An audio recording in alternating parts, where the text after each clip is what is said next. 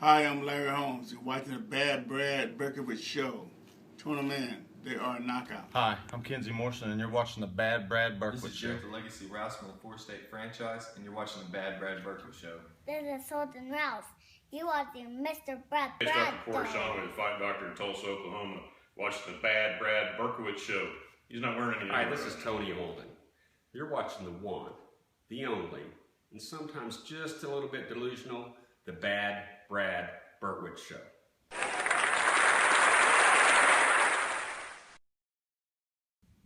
Ladies and gentlemen, welcome to the Bad Brad Berkwitt Show on Ringside Reports YouTube channel.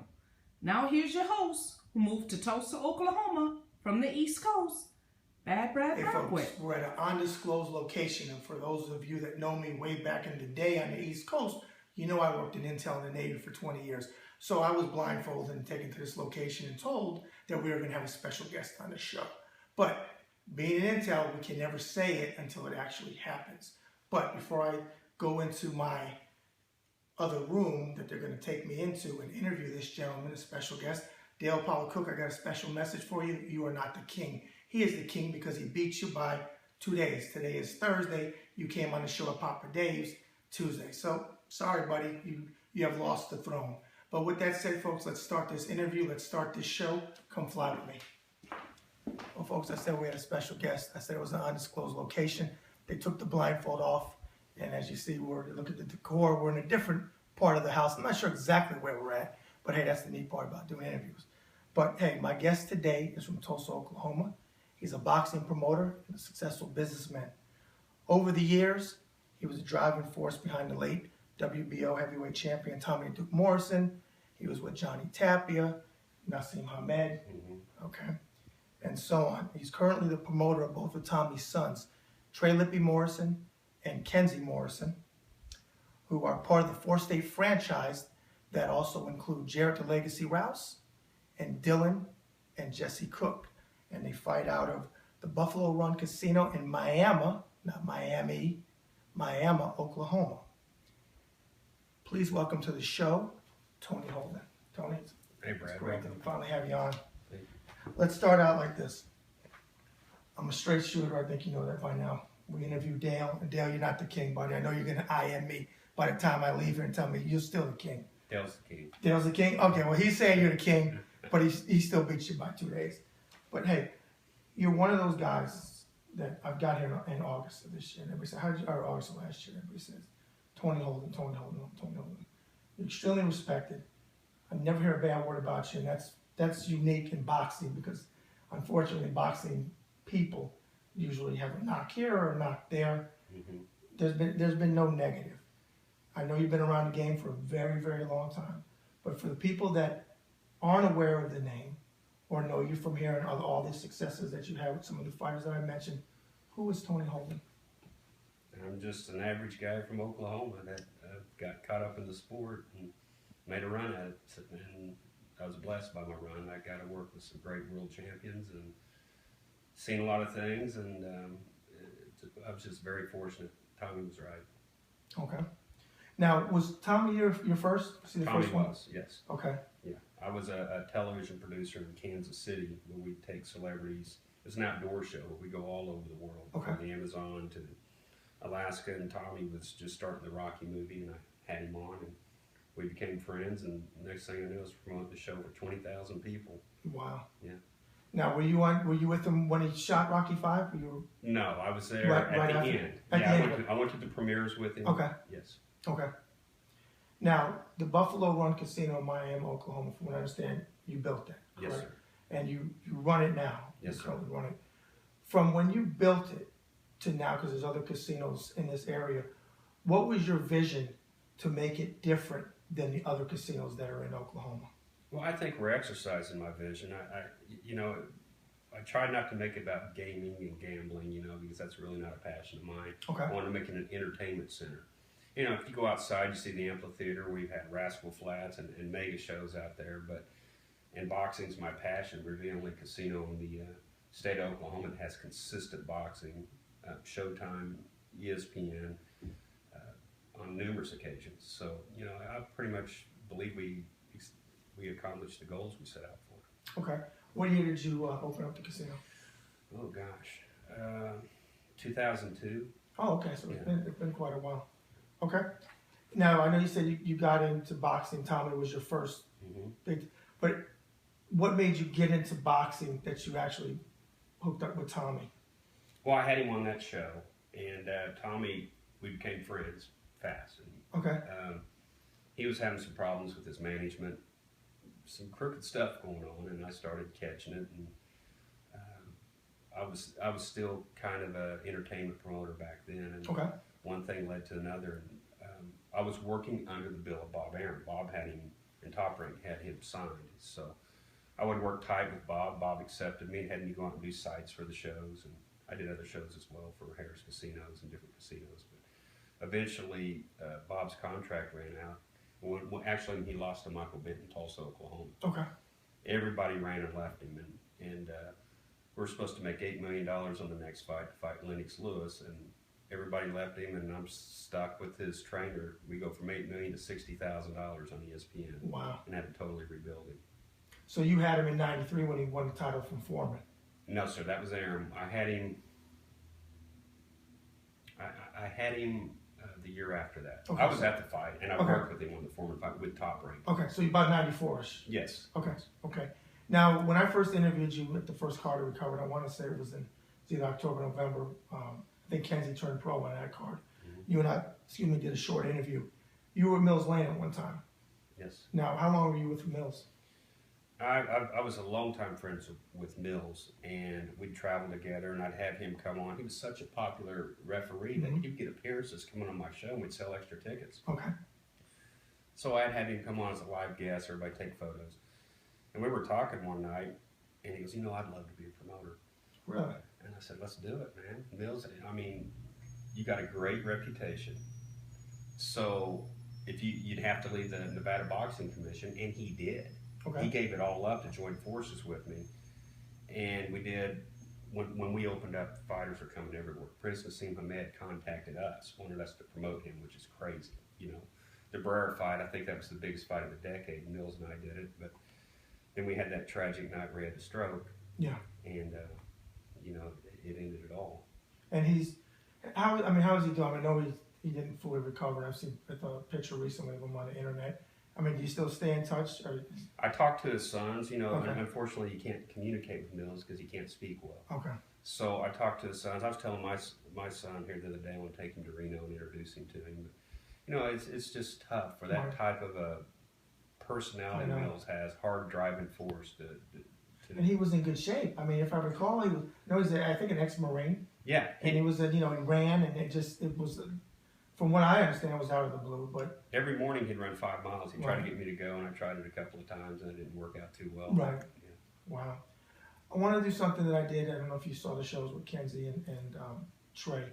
You were very close to Tommy, and I hate negative. There's so much negative written, and I can't stand it. There was a lot of positive. Mm-hmm. If you would, being you worked with them, but I know you were also close friends with them. Mm-hmm. If you would, could you look at the camera and share something with the viewers about Tommy on a positive note that isn't really known? No, Tommy was, unfortunately in this business you always hear the negative. Right. Tommy was a great guy. He had some demons that he struggled to overcome, but the most caring, funny, when he walked in the room would light up. But my personality, he was loyal. I never had a contract with him. Right. I had rival promoters go offer him millions of dollars to get rid of me. And it's Wouldn't no do it. way. No, didn't care about the money. Right. And so that's what I love to hear, folks, because you know how I feel about loyalty. Loyalty is such a dying trait today. And to hear that, it's such a great thing. Remember that loyalty. Now, since you started, I know you came back. You were retired, and you came back, started a 4-state franchise. From when did it start? Was it 2013? 2012, 2013? I think the franchise started beginning of 2014. 2014, okay. Yeah, been going on about a year now. Okay. For the year that it's gone on, how do you feel it's progressed? It's I get calls from you know, top skill promoters who I used to work with. You know, well, it's kind of a small club with all promoters, and all promoters hate each other. I don't care what you say, Right. loyalty or not. They all, Right. I don't. But I got some good buddies out there. They all call me and say, "My God, I'm looking at photos, and you're selling out that quick with local kids." And the great thing about the 4-state franchise, I've seen so many world champions that can't sell 20 tickets. Yeah, I agree. You know, so for this platform to be developed in a small town of, you know, Miami, Joplin, Missouri, the 4-state area, it's amazing.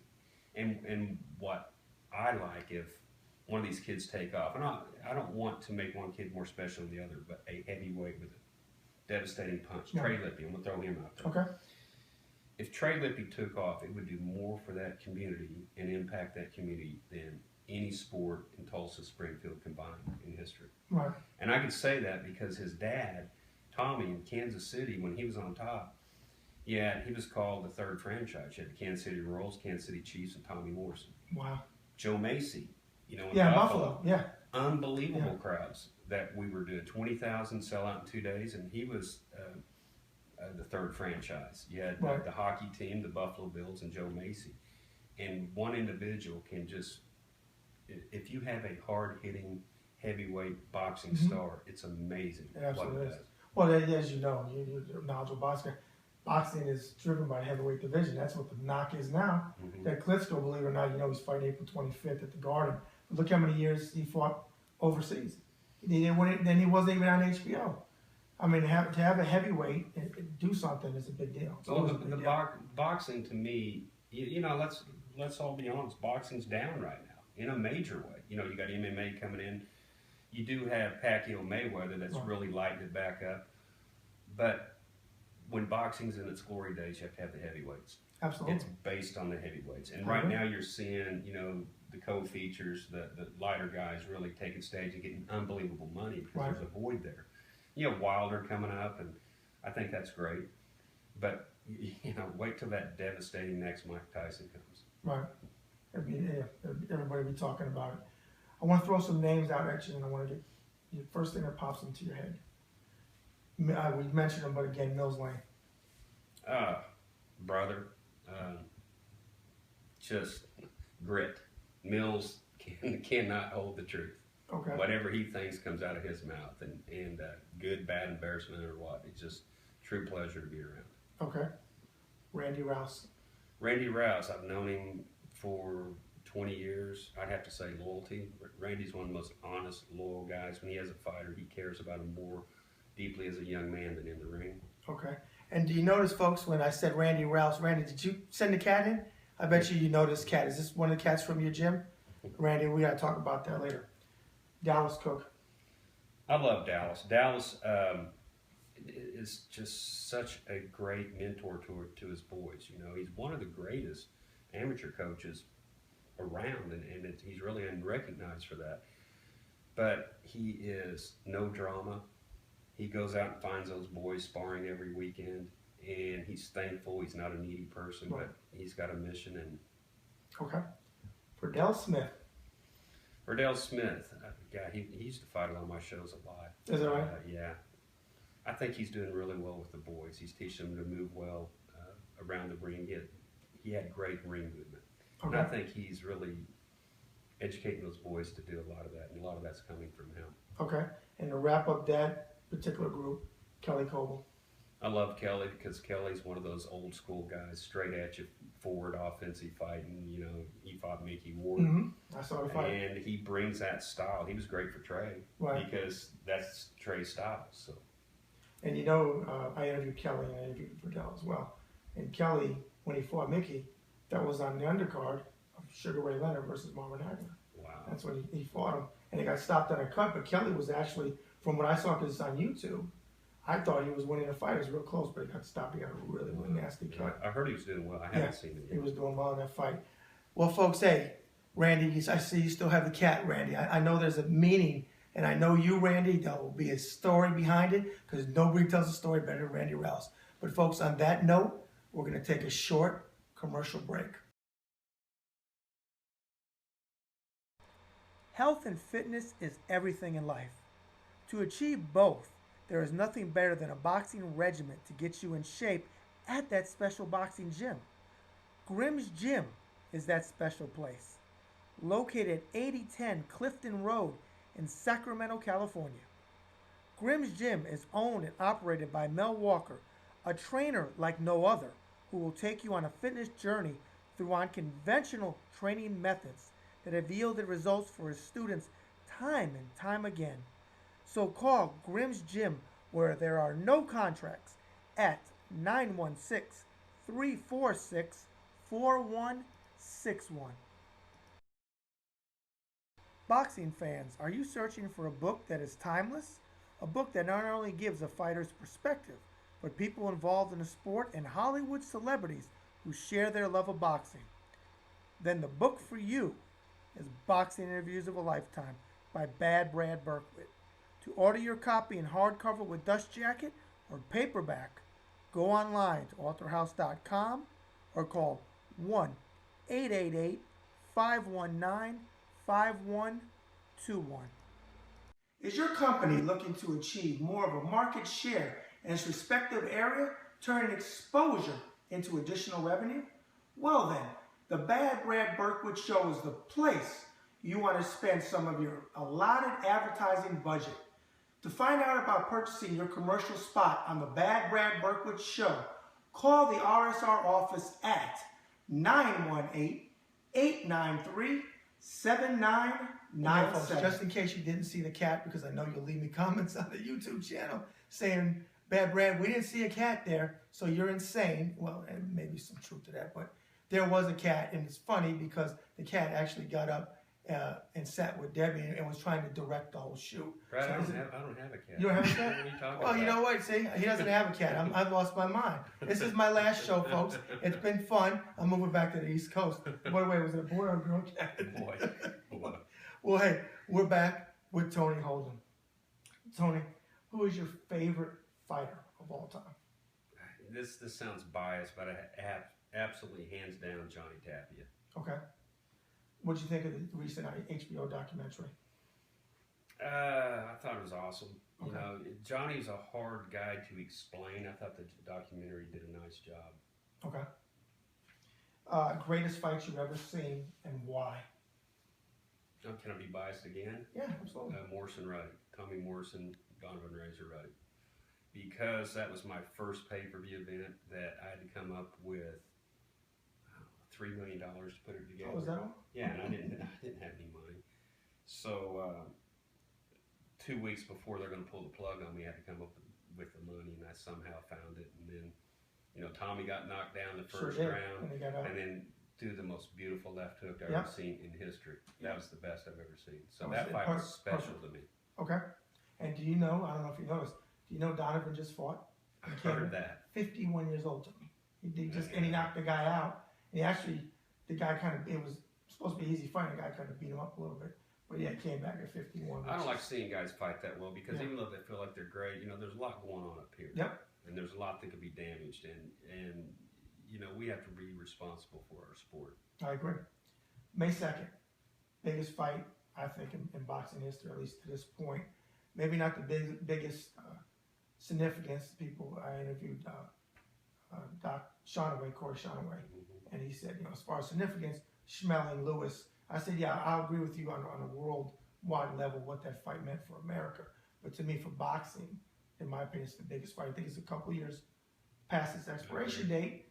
I don't think they're out of there completely shot or anything like that, but they're definitely not in their prime. Right. But with that said, May 2nd, who are you going with in that fight? Well, I think Mayweather's the most talented, naturally talented, gifted athlete that we've seen in our generation. And, you know, I'm not saying in history, but, you know, definitely in the last decade. It's a hard one for me because I love Freddie Roach. Freddie Roach is a brother and just grit and tough. And actually, I went to his gym 3 days ago. Okay. Wow. And he was training Pacquaio, and I didn't go up because I just heard him. You know, I didn't want to tell anybody up there, so I came back another time. But I think Pacquiao's going to upset him. Yeah. I'm gonna be one of the guys way out there on the left. Well, no, there's people calling for him to win by knockout, and a couple people said decision. I think Jared. I think Jared said if you knockout, but okay. So are you going with knockout or decision for Pacquiao? I'm not. Yeah. I think if Pacquiao gets him, he's going to knock him You think he'll knock out. But him you know, on the other hand, can Mayweather be knocked out? That's just We that's don't tough. know. He's never Yeah, really been hit like that. That's tough. Okay. Who is your favorite actor? Steve McQueen. I knew that before I answered the question. How's that? Because somebody told me to answer that question. I They love said Steve you were, McQueen. Randy said you're a big Steve McQueen fan. Well, I used to own his motorcycles and the memorabilia. I'm a big motorcycle collector. Okay. But I just loved him as an actor. But in today's time, probably Joe Pesci as a mobster. I love Joe Pesci. Let's go back to Steve McQueen for a minute because I love Steve McQueen too. What's your favorite Steve McQueen movie? Bullet. Well, yeah, great movie. Great car chase. I mean, that was just amazing. You remember what his last movie was? He was dying of cancer. He was a professor. I forget the name of it, but it was his last movie. He looked like a 60-some-year-old man. No, that was close to his last. His Okay. last one, he's a professional bounty hunter. No, I didn't know that. Yeah, it was called. I think it was called The Bounty Hunter. Yeah. But he played Bubba something. I think Yeah, it was based on a real, I've seen And he the was movie. dying in that. He was dying in that. I want to say he made Tom Horn. Wasn't that the Western he made? And the movie that you made, I think, was right before that, where he had the big beard. He looked really thick beard. Now, Kelly Coble's favorite movie was Pacquiao. Real, I And love I- that movie too. And I Love thought that movie. when he said it to him, I thought he said Patton. So I said to him, "Oh yeah, George C. Scott was great." Now when he came on the stage, he said, "Huh?" He said, "No." And then Randy said, "No." He said, "Pacquiao." I said, "Oh, what a great movie that was." Steve McQueen. He has a great escape. Steve McQueen was great, but also he was great in. You just said The Great Escape. I even liked him in Italian Inferno. I mean, he was just He was one versatile. of a kind. He was One of a kind. versatile. He could play soft. He could Yep. play hard. He could Yep. play. But yeah, he was the biggest actor of the Yep. 60s and 70s. Wanted Dead or Alive was on TV. He was great in that. Your favorite movie outside of Steve McQueen, or even if it is a Steve McQueen movie, what's your Goodfellas. favorite? Really? Yeah, I love Yeah. Goodfellas. I know that's tough and raunchy, but Oh, it's you just, kidding me? what That's fine. a great movie. How am I funny? Huh? Yeah. How am I funny? I just love And- Joe Pesci like that's that right. little man with the big man What is- disease. yeah. When he said, when they're sitting out there and they torched the thing because the restaurant. Remember, he said, the guy comes over to him. He owns a restaurant. He says, hey, about the $7,000. And he cracks him with the bottle. He says, just last week he asked me to baptize his son, be his godfather. And he hits him with the bottle. Great movie. Love it. Who's your favorite singer? Robin Zander. Really? You don't even know who he's No, I with. don't. Okay. I'm waiting. And the Good? greatest guitar player, Rick Nielsen, with him. You got the group Cheap Trick. Oh, okay. See, I didn't know the name. Yeah. Yeah, Cheap Trick, of course. What is your favorite food? I'd have to say crab legs. Really? Yeah. Okay. I'm going to take your Papa Days Okay. because I'd love to. I hear great things about that place. that's what Verdell ordered. Crab legs that were taller than his head. And Yeah. In fact, when we went there last time, I rubbed it in. He was mad at me because I said I'm going to order crab legs because I usually get the lobster tail. What is your favorite word? I don't have a favorite word. That's tough. Okay. You got me on that one. Okay. Least favorite word? GD. GD. Yeah. Somebody else said GD. I don't remember. I think it was Kenzie. It might have been Kenzie Morrison who said Yeah. that. What is one thing you can share with the viewers that isn't known about you? Oh. I'm an avid motorcycle collector. I collect vintage motorcycles. I have a place on Route 66 where we exhibit them. Oh, really? Okay. What's your prized possession out of all of them?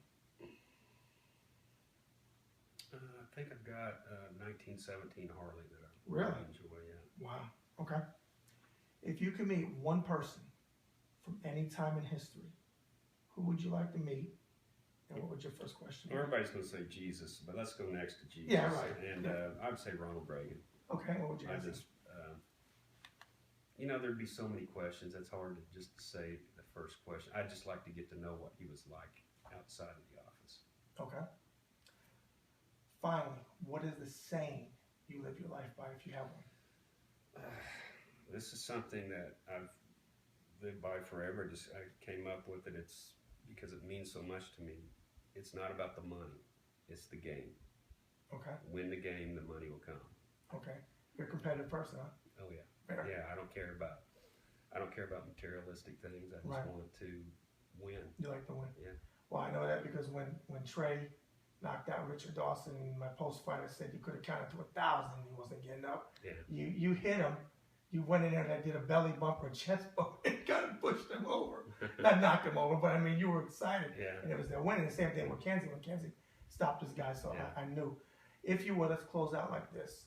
I want you to look at the camera, and for the people that come out to the cards, and for people that have known you, because I've been here forever, I mean, you know, you're born and bred here, but to your family, your friends, and your supporters, if you would, look at the camera and send a message to them.